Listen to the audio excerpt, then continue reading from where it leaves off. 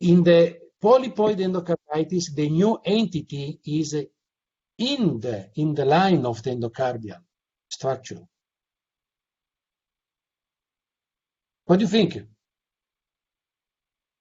I've described exactly like John, to be honest. I thought the first one, the one on the left, I thought it was an exophytic with also some erosions on top of the formation, not just, I thought it was like exophytic, but also a bit eroded, so I call it endocarditis.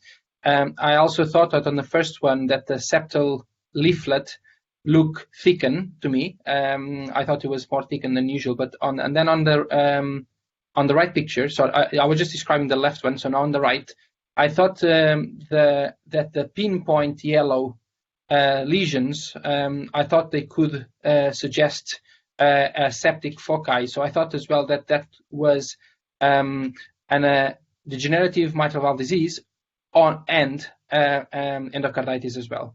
And also another thing that made me think about endocarditis is because the nodules, they were in the atrial side of the lesion as well. So that's another thing why I thought that would be endocarditis on top of a myxomatous change. Okay, very sophisticated interpretation, Joao. Basically, basically, if you check carefully in the number 2, there are not lesions on the endocardial surface. There are not lesions. Yes, there are not erosion. No. And if there are not erosion, if there are not polypoid formation, is not endocarditis.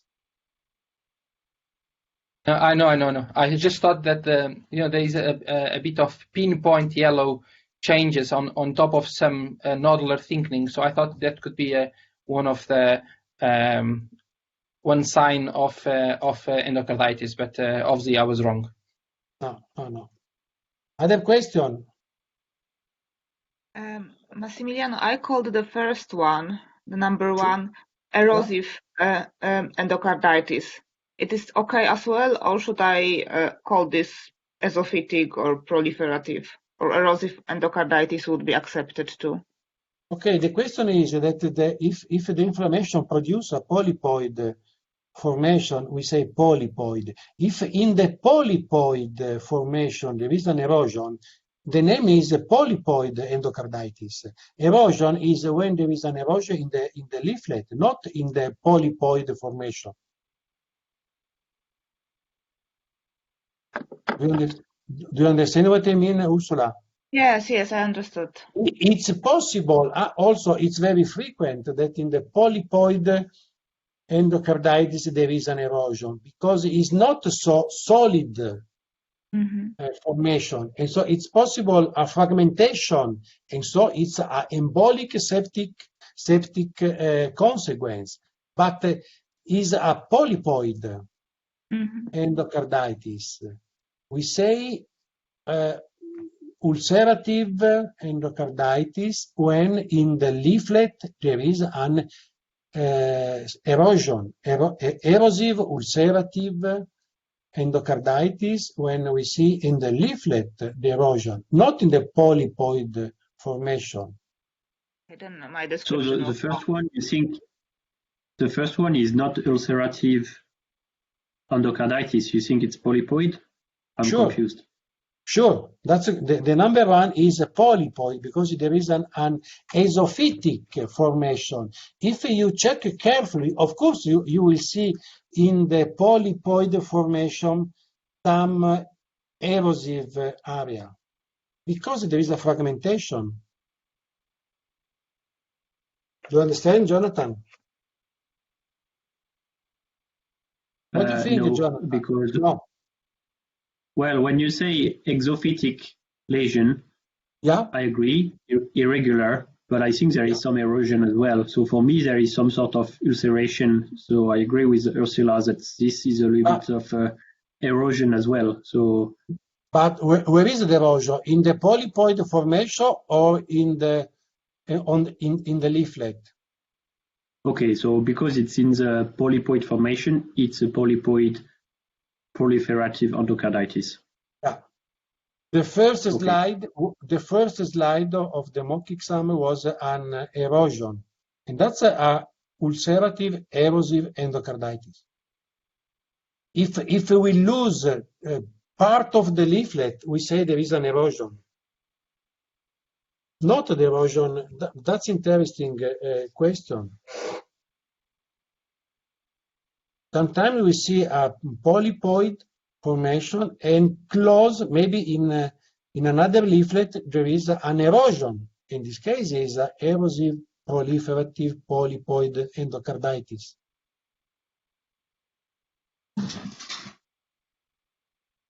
Jonathan, is it clear? Yes, I understand now. Other question?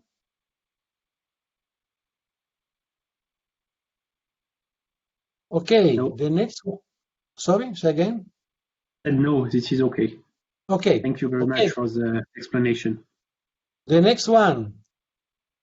Dog, the same heart. That's a recent case. Number 9. Here we are. Thank you, Alessia. Okay, that's a recent case. Look, is this the one that I thought he had a fracture? No, that's another one. Okay. It looks like though. That's a Halloween heart. It looks, but it's not.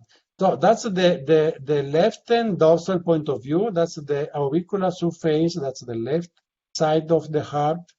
And we see very clearly on the left picture dilatation of the infundibulum and the multifocal whitish discoloration. With the transillumination in the whitish area of the right ventricle, in particular of the right infundibulum, there is not myocardium. There is another type of wall, another component. And so, which is the most likely diagnosis for you? RVC. Oh, sorry. RVC, arrhythmogenic right ventricular cardiomyopathy. Sure, that's a good gross presentation for RVC with normal light and with the transillumination. Okay, and I showed to you also the histological presentation of RVC in endomyocardial biopsy, but also for necropsy. Any question? Looking at this, well, I also thought that the right auricle was a bit rounded, and I could see the fact that the wall was very translucent on the right side, but on the left side, I couldn't see the white area. You don't see the white discoloration? No, I don't know. I don't think it was particularly obvious. When you put the light back, yes. I can't because sorry. Because Alessia can do. I'm not the power to use now the laser point. Yeah, no, I can see now the usage. Okay, now you see that. Okay, now you see that. I don't think it was. I don't know. I wasn't particularly impressed about it. I thought it was normal. Well, dilated, obviously, but normal. My question was whether ischemia could also look similar. Ischemia? Yeah. Because ischemia, it would be a thin wall at that point. I'm not experienced about transillumination in the ischemia because the ischemia is more friable. Is not, but I'm not experienced about. I don't think it's the same in myocardial ischemia. Okay. Yeah, no, it's fine. It's just because I was thinking maybe it's gonna be thin. Yeah, but Fabio, please think about the elephant. Yeah, no. I call it ARVC as the first thing. Good. But good. I put just for discussion as the only other option. Just for discussion, I agree with you. Other question? Yeah, I was actually wrong, and I didn't realize these whitish areas on the left side, and I thought it's like illuminated from inside to show us that it's the all dilated right ventricle is translucent, and from my interpretation it was that it's lacking the mitral myocardial layer, and I thought about this congenital abnormality. I think it is the ULS abnormality, where there is no endocardial and epicardial layer without myocardial layer in the right ventricle. Mm-hmm. Yeah. Yeah, why not? It could be also in the right ventricle, but it's very, very rare. Another kind of alteration that can induce severe dilatation, and also the shape of the wall is very regular, and the name is UL anomaly. UL anomaly. But honestly, for your examination, it's very okay. I bad. should be more basic. Yeah, I think it's very bad to put a picture of UL anatomy. I think it's better to put a situation for RVC. Yeah, we might never see that in our life anyway. Say again, Jonathan. I didn't listen. I said that UL anomaly, we might never see that in our life. So okay. I don't think it's something relevant to do an examination on. Yeah, I see one case 10 years ago, but it's very rare. It's very rare, the UL anatomy, UL anomaly in animal.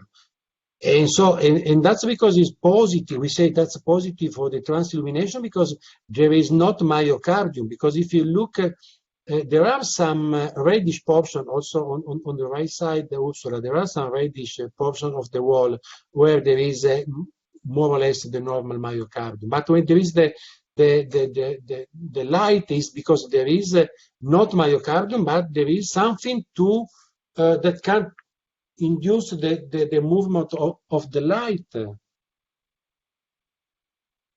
Ursula, what do you think? Is it clear now? It looks like an halogen pattern. That's like halogen. Yeah, that's correct. Also, you can put this art in your room in the evening, in the night. Why not? My son will love it for halogen. That's surprising. If you want to. Fantastico. If you want to surprise some friend, oh wow, look at this. That's a very design lamp in my bedroom. Fantastic. And the name as well is amazing. UL anomaly. I mean, I never heard of it, but I love it. If you want, we make a lot of money. That's anatomical design. That's That's a new trend for design. We can do. And Italian designer is even more valuable. Everywhere, Mattia, everywhere. Also close to Ancona. What do you think? Perfect. I'm gonna buy it. Okay, here we are. We are the best. Other question? About the design, of course. Yeah, about design.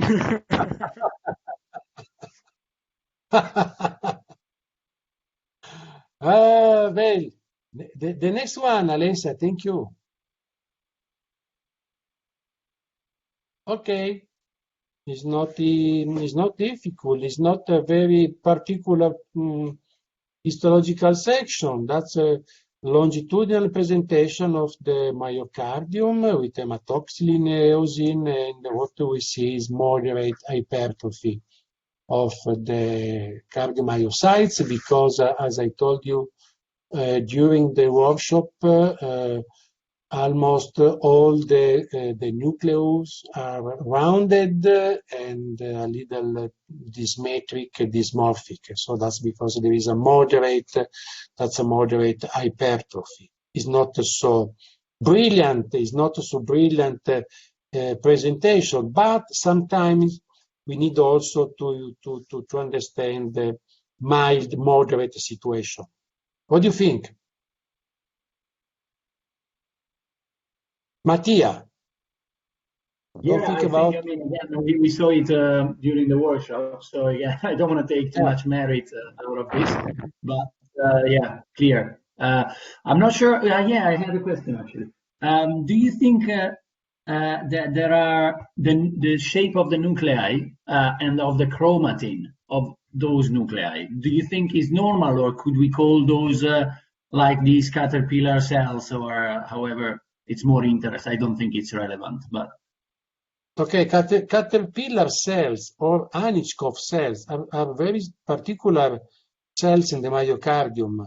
The chromatin is a little different. The shape it's similar, but the shape of the nucleus, but the morphology of the chromatin is different in caterpillar cells because it looks like a il chicco di caffè. Help me for the translation, Mattia. Chicco di caffè, come si dice? It's a coffee bean.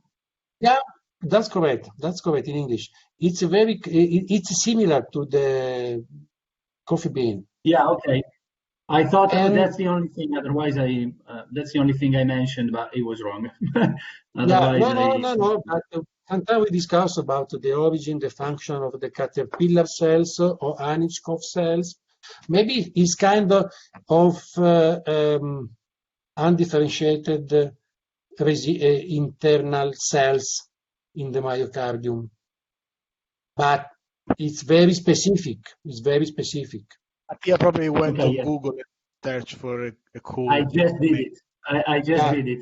Massimiliano, I did say hypochromatic nuclei. Yeah, is that clear chromatin? Is it correct?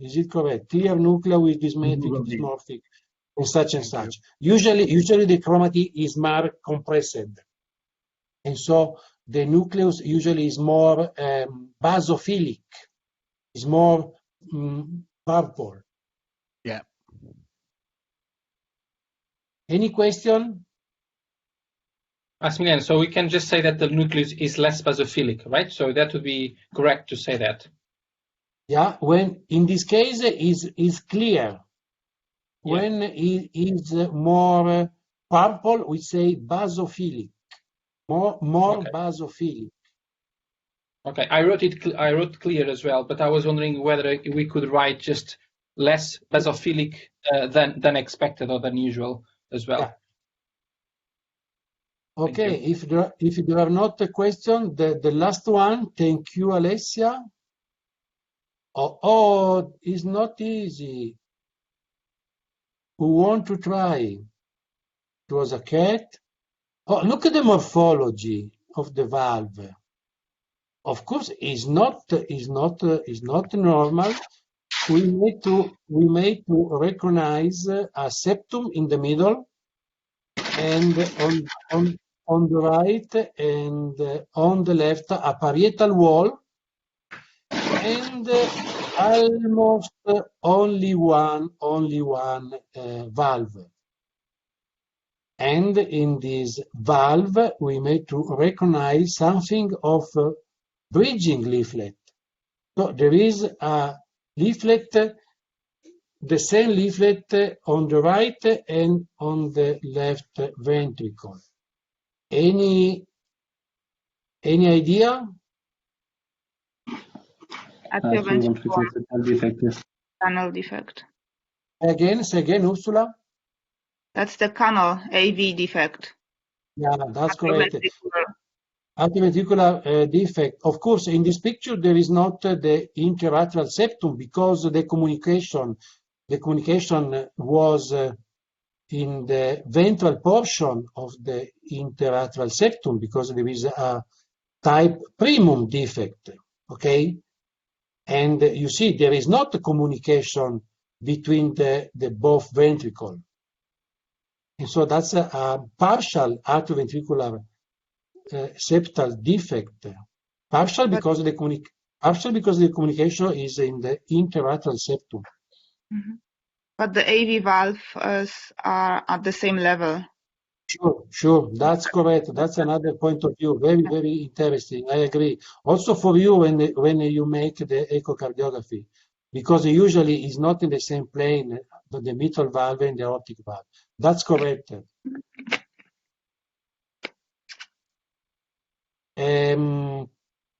Did you recognize? Sorry.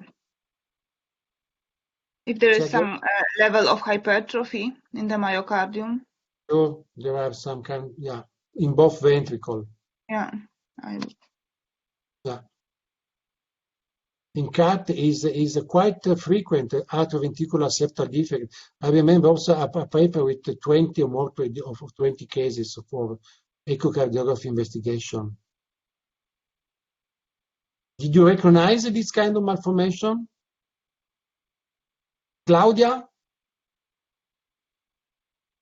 Yes? No? I recognize it, yes, because I remember from last year. Okay, good question. Va bene, good. Yeah, I do not, honestly. Sorry, Mattia, say again. Sorry, I think Joao was also talking. Do you want to go first, Joao?